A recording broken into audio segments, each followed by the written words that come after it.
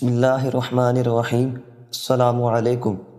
نبی کریم صلی اللہ علیہ وسلم نے ارشاد فرمایا کہ جو شخص باوضو ہو کر لا الہ الا اللہ محمد الرسول اللہ پڑھے گا تو اللہ تعالیٰ اس کو 12 انعامات عطا فرمائے گا۔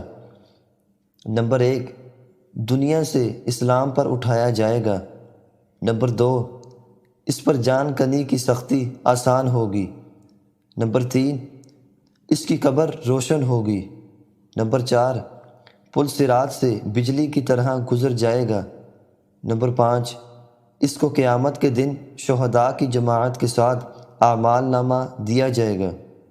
نمبر 6، میزان عمل میں اس کی نیکیوں کا پلڑا باری ہوگا۔ نمبر 7، منکر و نکیر اس کے سامنے اچھی صورت میں آئیں گے۔ نمبر 8، اللہ تعالیٰ اس کے جسم کو دوزخ پر حرام کر دے گا۔ نمبر 9، شراب طہور سے اسے سیراب کیا جائے گا۔ نمبر 10، جنت میں 70 حوریں اس کی بیویاں ہوں گی۔ نمبر 11، نبی کریم صلی اللہ علیہ وسلم کی شفاعت نصیب ہوگی۔ نمبر 12، سب سے بڑھ کر اللہ تعالیٰ کا دیدار ہوگا۔